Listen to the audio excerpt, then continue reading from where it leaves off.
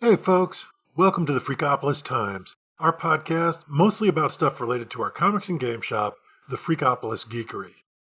We're Ian, Tyler, and Troy, and we run the shop and talk to people all the time, just like in this podcast. Join us and some occasional guests as we talk comics, games, pop culture, and just about anything else that pops up. Remember, while some of our topics may get a little geeky, they change up pretty often, so hang in there and maybe the next one will be more your style.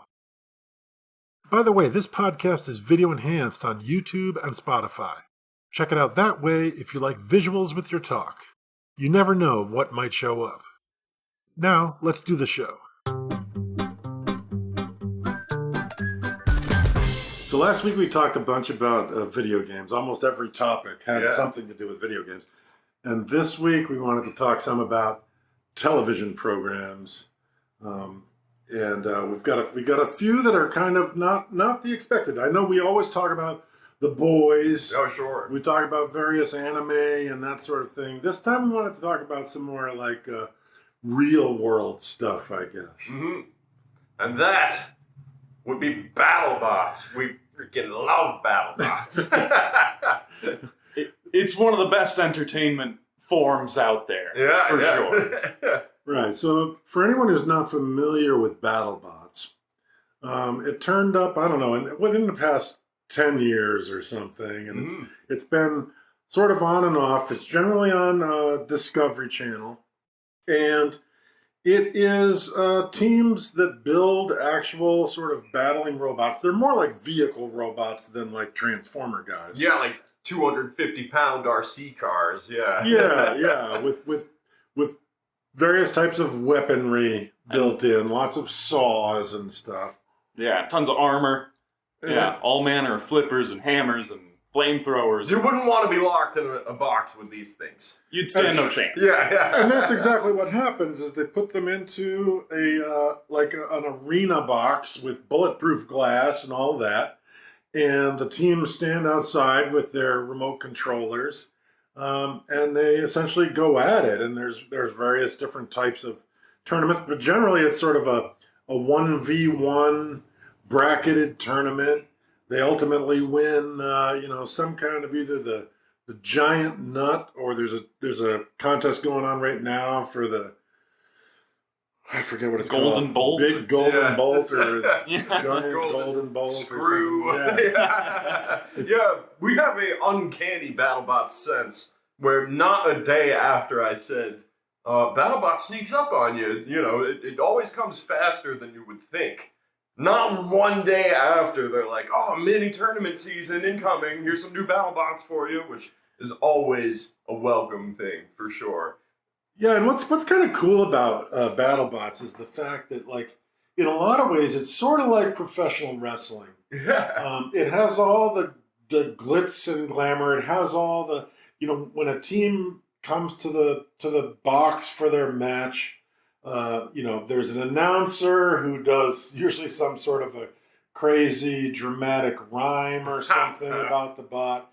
There's strobe lights, there's laser beams, there's all sorts of production towards it, for sure. Fog and smoke and fireworks and all of that stuff. They make it flashy, but there's also all the character with the teams, the way they all present themselves. There's newcomers and veterans and rivalries and all sorts of, reigning champions, all the stuff you love about, like professional wrestling, except it's completely real and like a real skill sport and building sport and technical achievement. Like, there's a lot to like. Yeah, the funny thing is they're not professional wrestlers. They're not athletes in any way. They're more like mathletes. These people are like MIT students and people that sort of run engineering companies and those sorts of things. And their sponsors are like Autodesk, the makers of CAD software. And, all sorts of, It's very nerdy, but it has this layer of entertainment going on. Yeah, they wear crazy costumes and they have team coordinated motions that they do representing their There are bots. I mean, a lot of this, I think, is driven by the producers and the production companies. Because I've seen them say, hey, you want to be on BattleBots? Show us pictures of your team. That's all. It's almost like what does your team look like is maybe more important than how well designed is your bot. Yeah. Sometimes it might seem that way. There's some real characters that are BattleBots team captains, but other times they do really lean into it and make it the part of their personality and their bot's personality. Which character would you say stands out when you think of characters? It's hard to say if he's leaning into it or if he's just like this, but Mad Catter. their team captain is... he's like a chaotic good Alex Jones. Yes! Yeah, that's a great way of describing it. That's what he seems like, at least, in the BattleBots arena. I think he, and he borrowed, he's got a personality, or a persona, we should say, where I think he borrowed it from Randy, the Macho Man Savage. He's got the, oh boy, kind of thing going on. And he's funny, and they really kind of show off their teams as being really funny, weird, quirky personalities. Yeah, I think the team that really kicked that off and always a fan favorite was Witch Doctor. Yeah, Witch Doctor. They dress like a bunch of voodoo people, basically. Even in earlier seasons, they had an aesthetic that they stuck to with their bot and their dress up and stuff, and. It's evolved. Them, yeah. Oh, totally. And from them as well forth this new BattleBots culture of really bringing a character to the scene every time there's a new bot or a new team, and really, developing the histories of these bots and stuff. We always give them rankings throughout the seasons and stuff. There's a lot of bots that are known S tiers, always competitive, always likely to go towards the very end of the bracket, but it's fun to rank them out and see the newcomers and see the upsets and surprises, and it carries all the drama of sports while also being nerdy and kind of gamey and really fun to watch, for sure. It has edge of your seat action a lot of the times. I mean, these are 250-pound robots. Yeah. So they weigh more than most people do. Yeah, and they have weapons that are up to 90 pounds that are spinning up to 7,000 times per minute. Yeah. Crazy speeds. Yeah, I mean, they have weapons where they can hit each other, and the clash can cause one of them to fly 30 feet in the air and knock the lighting, the theatrical lighting and stuff down in the box. Yeah. And these are 250-pound devices. Yeah, they're crazy dangerous. There's more than a foot of plexiglass to make up the battle box, the surrounding of it. And I don't know how thick the plexi is, but it is tough, and we've seen bots get thrown against it hard, and it survives. I mean, it has to be tough because they're brave enough to have an audience sitting there, a live audience. Judges looking right into it, for sure. I can't imagine how thunderously loud that must actually be in person, though, when those bots go slamming back down from a 12-foot strike. Yeah, that has to be like being in an industrial zone or something, Yeah, or when one of those hydraulic hammers slams down on, 3 inches of steel. Yeah, it's no joke, for sure. And I think for anyone has been an MMA fan and watched the UFC, one of the key announcers, and I think he's got something to do with actually the BattleBots as a business, is Kenny Florian. He's the best. Yeah. Who is an excellent MMA fighter. I don't believe he was ever the champ, but he was always a contender. And now he is sort of a really good, a stats guy for BattleBots. He knows what these things can do. He picks apart their process for winning a match. He's intimately familiar with all their strengths and weaknesses. and their histories in the battle box. And not only that, but just the moment to moment, their call outs are so good. They actually, like, that could be one of the most important parts of doing a sport like that, is making sure that the commentary really lets know people what happened beyond just the visuals. And they completely nail it in Battlebots. Once the fight actually gets going, everything that's said is to the point and apt, and there's sports where it's a big controversy that the call-outs are always garbage, especially in like esports and stuff, where of course things can get a little complicated, but if the announcer is constantly saying things that sound stupid or wrong, then you're not going to enjoy the sport as much. But these guys are total pros, Yeah, they know the strategy of every team and how they've performed in the past and what they'll do against this bot and what they'll do against that bot. They're very good at going, oh! Yeah. I really enjoy them. It's Kenny Florian and Chris Rose are the names of the commentators. They're brilliant. Yeah, they're a good duo. They've done a great job of promoting the sport. I guess it's a sport. It is. It's a sport amongst robots. It is brilliant. It's a blast to watch. It's exciting. It's involving. You get connected to it. It is a sort of couch and popcorn kind of programming. Keeps you very connected. Lots of fun. We're probably going to end up starting a channel on our Discord about BattleBots because right now last week started this new tournament for the big golden bolt or whatever it is. I think it's a 6-week long tournament this time around. It's organized and structured a bit differently. They're basically doing a full bracket each week, culminating in a single winner. And then all the winners from each week will be part of a big tournament where they determine who wins the Golden Bull. Yeah. Some teams already have a seat.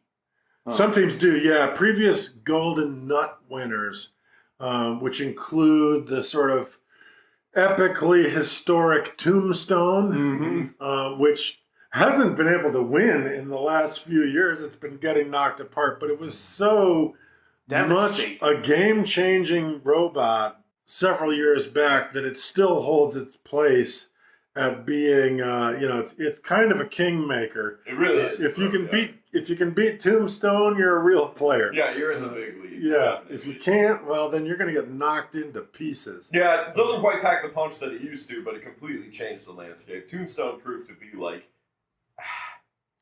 the crossbow.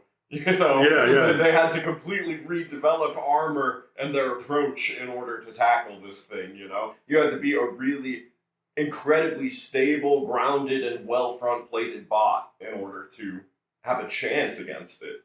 And they figured out how to do that, and now you see those designs being pretty much ubiquitous. Like, everyone has a front wedge to work with, because what if you go up against Tombstone? that was sort of the deciding factor for a lot of bots was, okay, if I have to fight Tombstone, what do I need to do? And how do I need to modify my robot? And so many robots got modified specifically on the thought of, if we have to fight Tombstone, how are we going to do that?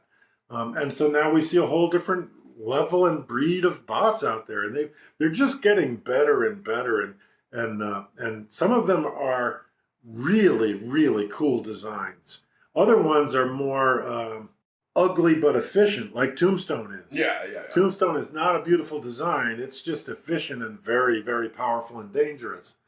And then you have other bots like Hypershock that are like sleek and incredibly cool. beautiful. Yeah. Incredibly beautiful paint job. Really highly refined shapes and curves in its design. These guys are master machinists putting these things together. Yeah, this is all made of heavy steel, like real industrial stuff. Yeah. Yeah, like high carbon steel designed to be able to take blows. It's one of the reasons I love the sport is because it's letting you see the forefront of sort of engineering and robotics smashing up against each other. Yeah. One of the things I wish there was more of, and because there's different rules for them when they enter the tournaments, is walker bots. Bots with 6 hydraulic legs that march forward. Up to 500 pounds by their rules, which is pretty wild. Right now, I think Chomp is the only one that has tried it. They made the rules to allow the creation of walker bots because the managers of Battlebots really wanted to see some walking bots in the battle box. Okay, that's cool. And somebody went up to the challenge, built a 500-pound robot called Chomp, and it's cool. Yeah, I don't think I've seen it win. I think it's won once or twice. Right. But it's more of just a marvel of machinery than anything else. Design is crazy, for sure. And it puts up a fight. It's still new. Yeah. There's always newcomer bots that are interesting, but it takes them some years to refine their design and for their teams to figure out how to fight in the battle box. That whole experience is much bigger than your average Battlebots fight night. But it's wild. I'm really, really excited to see more. As an aside, I had brought up that I wish they would do a lighter weight off-road Battlebots. Take like an ATV park or a motorcade park or whatever. You could have jumps and big soft tires and stuff and all sorts of crazy fights, but in the dirt. Giant free-for-all. Yeah. Well, I mean, Battlebots, it sort of steals all the thunder as far as televised robot fighting. It does. But it turns out that, I mean, there's a much, much, much bigger community of people building bots to fight with each other, including into high schools and that sort of thing. So high schools, colleges, all of that. There's regional battle bots, or there's regional battling bot tournaments of various types. It's just that the Battlebots itself is sort of the superstars, the apex. Yeah, the sort of top of that food chain, at least as far as we know. I don't know. Maybe there's some amazing military battle going on out there. I'm sure there is. But as far as the ones that are on TV, Battlebots rules. It's on Discovery and Discovery Plus, and you should watch it with us and talk about it with us on our Discord. It is pretty cool, the amount of college teams. Like, there's 1 or 2 community college teams and 3 or 4, from MIT or Boston. Oh yeah, definitely. I don't know. I mean, if MIT is sponsoring them or not. I think they are. But they're definitely, or at least the people in it. I would believe MIT at least encourages them to do it. Yeah, no doubt. Because that's kind of an ultimate result of the sort of things that you learn at MIT. Mm-hmm. I'm really hoping for like Boston Dynamics' Atlas. Like, once they get one of those in there with just like a sledgehammer or something. No, it'll just walk over, jump over your bot, bend over, pick it up, and throw it outside of the box. I don't think that would be fair. In the... Atlas is not 250 pounds, though. No, it's 500 and it's a walker.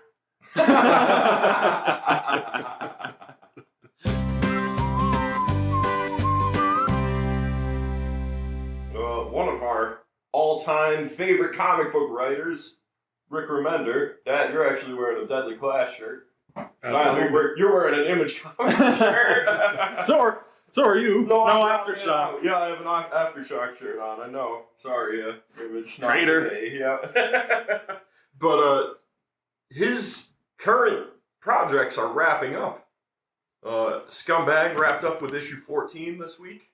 Or it might have been last week, but I got my hands on it this week. Deadly Class is wrapping up, I think, with issue 58.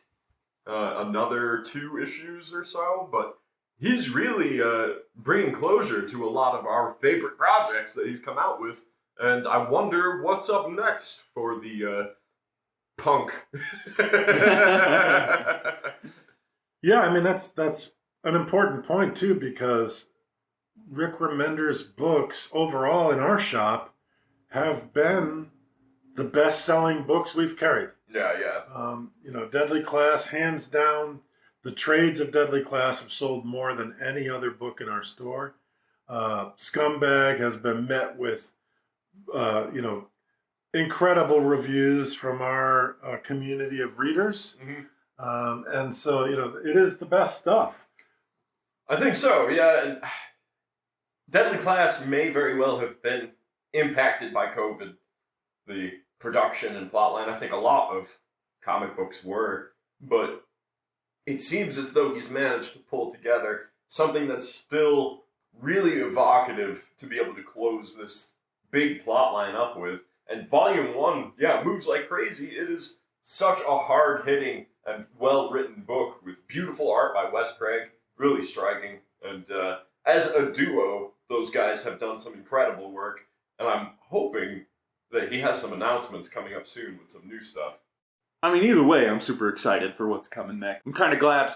I mean, I'll hate to see all these amazing books wrapped up, but I'm excited to see what he, comes up with next. 58 issues is definitely a pretty good run, though. Yeah. Especially for a mid-pandemic plotline, Most indie comic books get nowhere near that far, so definitely well-received on many ends, and I hope all the fans out there enjoy these last 2 issues. Well, and not only that, I mean, it was a really cool series on Sci-Fi as well that got cut short for some unknown reason. I don't know, maybe it was pandemic related, maybe it wasn't. You can kind of see his thoughts on that in the last issue.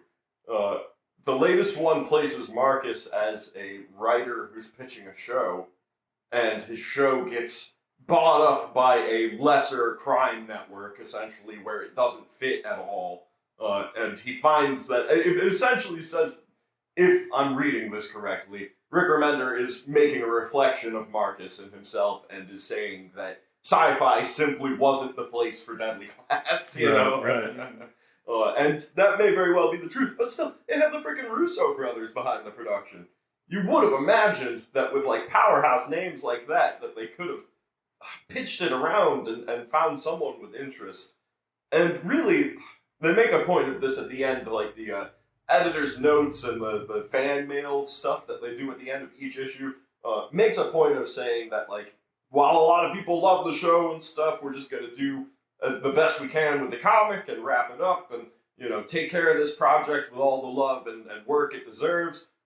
But yeah, that really sucked, didn't it? Yeah. A Black Science show would be pretty wild. That would be awesome. That'd be, I mean, maybe that one could have been on Sci-Fi. Yeah, that right? sense. You gotta wonder how he feels about that, for sure.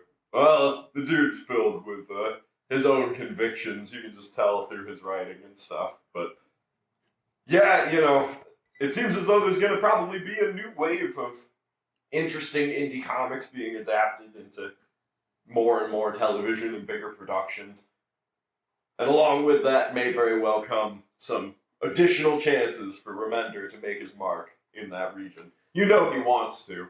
You know, he wants to be on TV. He wants his projects to be some of this big hitting stuff because it deserves to be. Mm-hmm. Yeah, I mean, he's also been known as an incredible writer across the industry. Mm-hmm. He's done, you know, work for Marvel that has gone down in history as being some of the very best runs of their titles. X-Force, yeah. And, you know, really, really exciting stuff. So, yeah, I mean, he's meant to write some awesome things. And some of those things belong delivered in other mediums beyond just comics. I think so. As we know, comics are sort of the breeding ground of television and movies. And his stuff is extremely well suited to that. He's just got to team up with the right production companies, I guess.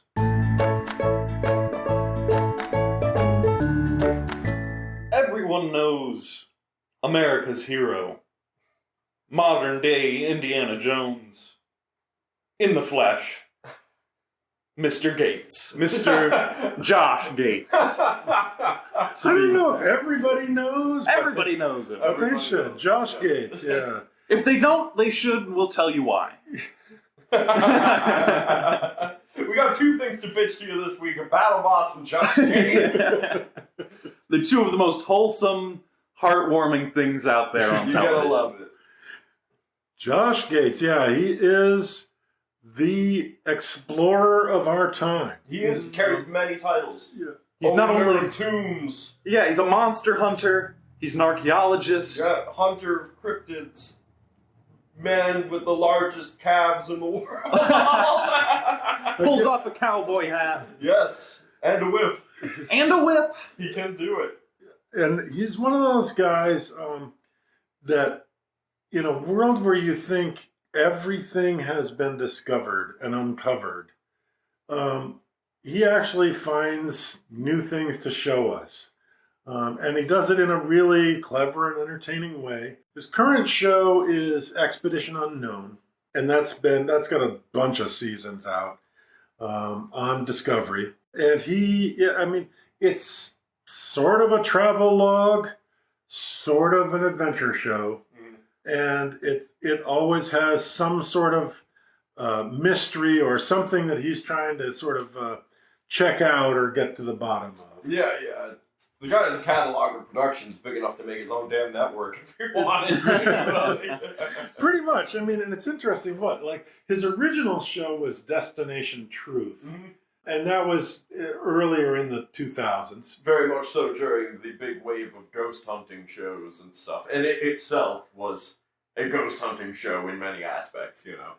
Setting up electronic, EMF readers. EMF reading devices and doing seances and all sorts of weird stuff. Yeah. Whatever it took. He would travel to some weird, unique location, and then do some kind of scientific research to see if there was a ghost or a chupacabra or a spirit or a Jersey Devil or any of those things. Yeah.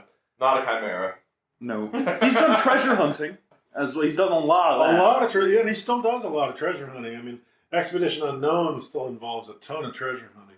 And that works out for him because there's a ton of people out there that when they think they're getting close to a treasure or finding a treasure, they contact him.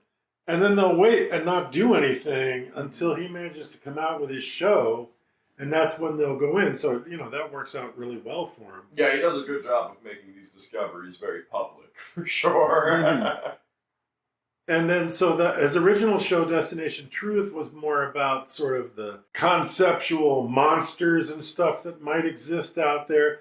Then he went more sort of legit with Expedition Unknown. And now he has also a show that he produces called Expedition X. Yes. Where he doesn't actually go do it, but he sends out a couple of people to go looking for monsters and ghosts and lake monsters. And he has a subdivision now. Nazi, hidden gold.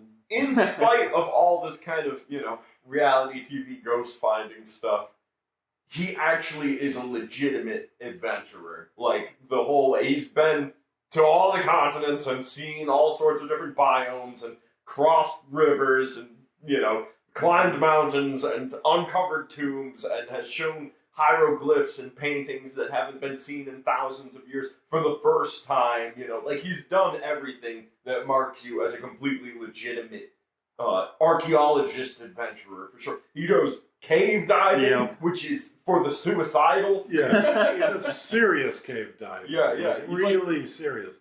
An expert in these things. And then, really tough rappelling and stuff. Like, all the dangerous stuff involved in exploration, he's in there really doing it himself. So that's, that makes it pretty special. It is, yeah. Well, they kind of have to do that because most of the time, not all the time, they don't end up with any, huge evidence, or it leaves it very open-ended. But the fact that he's an actual adventurer and he's going to these places and doing these things makes it entertaining. Yeah, I don't think I've ever watched any shows that are so fulfilling where at the end they're like, and we believe that this bunch of charcoal and this rusted shovel head could be evidence. Yeah, it could be evidence that the Rolaw gang actually did stay here. And their bounty of gold is likely buried somewhere on the property. But then other times they're legitimately opening sarcophaguses. Yeah. Oh, totally. And yeah, it's always partially just the people and places, but it's always a good time.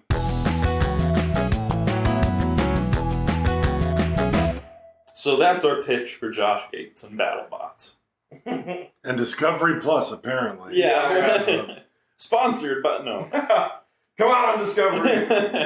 We're doing your work for you. Which, interestingly enough, okay, let's see if we can track this. Discovery is the company which bought Warner Brothers. Yes.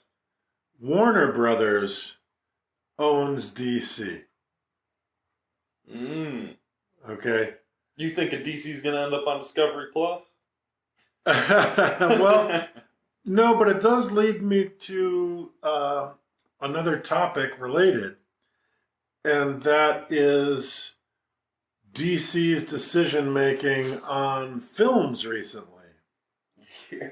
And that's driven by the fact that their parent company, Discovery Plus, needs to shed, I forget, it's like $20 billion in debt that has something to do with Warner Brothers and DC. Holy. Yeah, something crazy like that.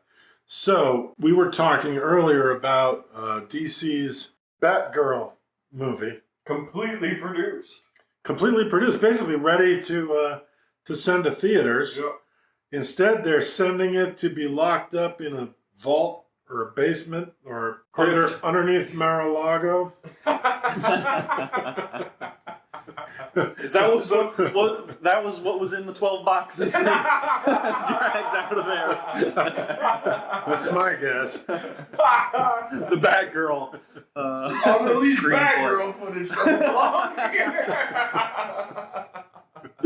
Oh man, yeah, pretty wild that they would actually legitimately put together this whole production, have the movie ready to go, show it to screen testers, essentially some test audiences, get back to the most utterly devastating feedback that, of course, the movie is hot trash, and then they're told it will never release. Yeah, well, I mean, they're dumping it basically to, I think claim it on their taxes. Like, they figure they can actually make more from that film by trashing it and Calling it a loss. Yeah, and claiming it on their taxes than they could if they did a theatrical release and tried to make money back selling tickets. Probably not untrue at this point, honestly.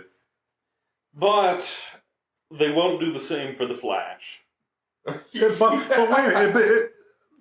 Before we jump to Flash, Batgirl, it had some interesting, not only, the lead actress, but Brendan Fraser was making a return in this, so his chance at getting back on the big screen gone.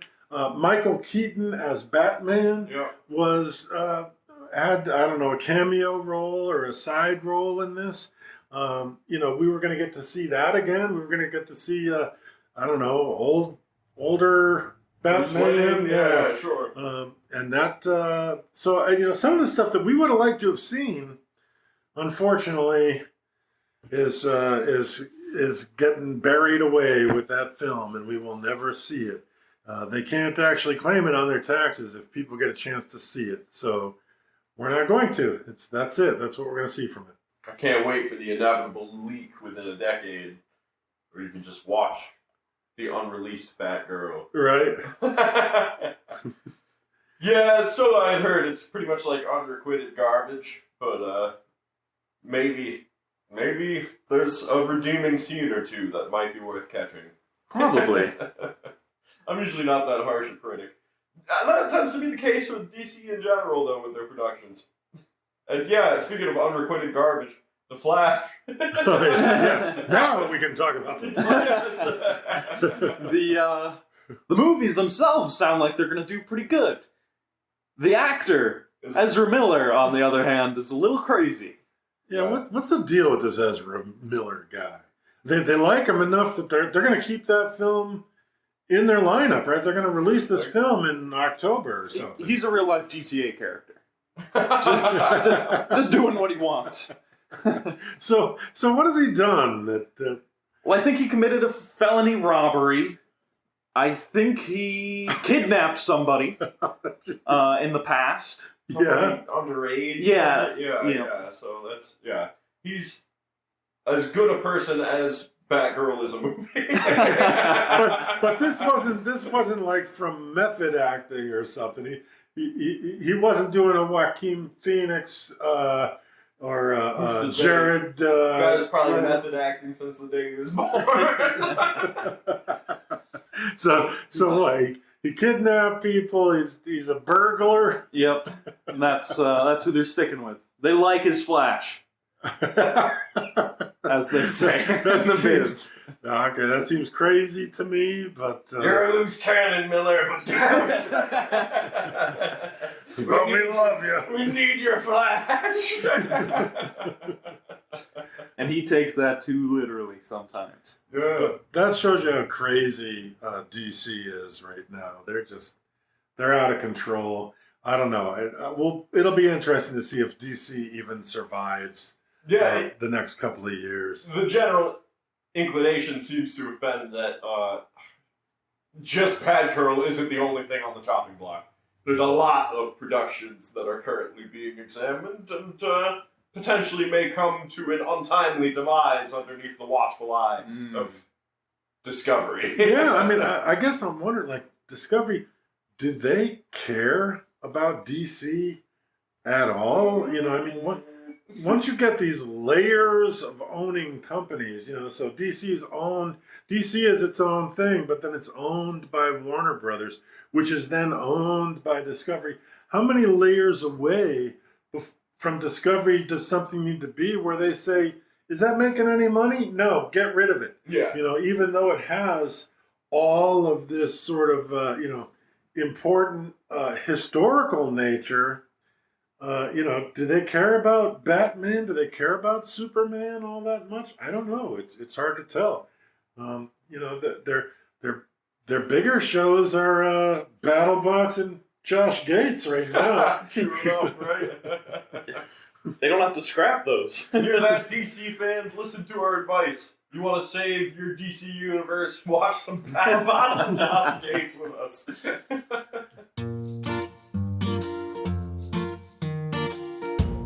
Tonight kicks off a new campaign at the Geekery.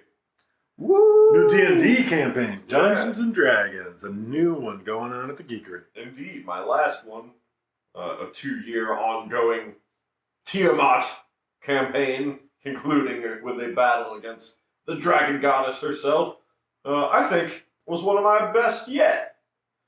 But this next one is different. I've gone on this spiel a few times. I'll probably do it once more here and once more tonight, but I don't like it when DMs presume themselves so cool as to move away from token-esque fantasy. It's the fantasy that works. It's the one that appeals to most people, and no one wants to hear about your garbage original setting where all islands float and the ground is a sea of poisonous gas and everyone has wings and, that kind of stuff. Like it. You're not that good, But I deign myself to be this time because I watched Arcane on Netflix, weirdly enough. That's the major inspiration for this campaign. There's more than enough reflections, both in setting and narrative. Actually, the more I think about it, the more there are. But it is, at the same time, its own thing. Arcane just was such a impactful show in its presentation and its style that I couldn't help but be inspired by it. So does that mean you're having floating islands and poison ground? And... Yeah, that's pretty much it. He's become what he hates. I'm wielding the dark side here a little bit. Yeah, well, I think that's okay. After so many years of just running Tolkien-esque fantasy, it's good to stretch your wings and fly over those poison gases. No, for real though, yeah. Introducing a few steampunk elements and some interesting setting work and making for a really fleshed out core experience for this particular campaign is going to be fun. Also, it's going to be a lower level campaign. My last one went all the way to level 14, which, for those of you who play D&D, good luck getting there, and for those of you who don't, it takes a long time usually to get to level 14 if you start from level 1. Years, in fact, usually. And it comes to be that around level 10, it's really hard to kill anyone anymore. They pretty much have, like, demigod-like powers, and even if you do kill them, surmounting death is just a matter of, like... a few weeks at most? Yeah, just resting a little bit and getting ready to cast Resurrection and stuff, you know. It loses a little bit of the drama, and so this one, I believe, will cap at level 7, and it will just be a slower level process in general. It keeps things, well, first of all, the steampunk elements are all the flavor you need to keep things interesting. I think so. And the lower level, leads it to perhaps smaller scale, but more intensity. 14 damage. That's, a lot to a level 4 character. It is. To a level 14, 160 damage is something you go, that sucks. That hit pretty hard. Yeah. It's like, wow, come on. Yeah, but Dan, you were saying that like level 5 through 8 is pretty much the sweet spot of adventuring. Yeah, I think so. I think it's where you're powerful enough to be able to do cool things, but you're not so Powerful that like, oh, it's just a dragon. We've killed many dragons by now. Yeah. Most of the campaigns that I've ever been involved with end by level 9 or 10. Mm-hmm. And that's as high as they go because at that point, you're so tough that it's hard for the DM to put up any kind of a reasonable challenge. For sure. But if you're in that sort of, 3 to 8 range, you've got things you can do. You can still cast a fireball or whatever, but you can only cast one. You can't cast one every round. No, you have very dramatic big moves that make a difference and stuff. And you can fight some of the most iconic monsters in the game with them posing a big threat to you. So, like, beholders, dragons, mind flayers, vampires, that kind of stuff is all on the table, but a single one is a party-threatening kind of creature, Well, I know everybody's looking forward to it. The community seems to be responding well. I guess we'll see how the turnout is tonight. And then this weekend, we're having a anniversary celebration on Saturday. So if you're listening to this podcast in a timely manner, Saturday, August 13th is our 6th year anniversary for our shop. We're calling it the 13th this time. We're doing some, our typical anniversary stuff is going on. Some cool event sort of things in the shop. And we'd love to see our community turn out and say hey and stay involved. Stay tight with us. Always just love to show our appreciation for you guys and stuff. But it'll be a fun day. And super looking forward to it. 6 years of the geekery. That's awesome. And that about does it for this one. If you liked hanging with us, please subscribe through your favorite podcast directory. Join our Discord and check out our shop, the Freakopolis Geekery. See you next time.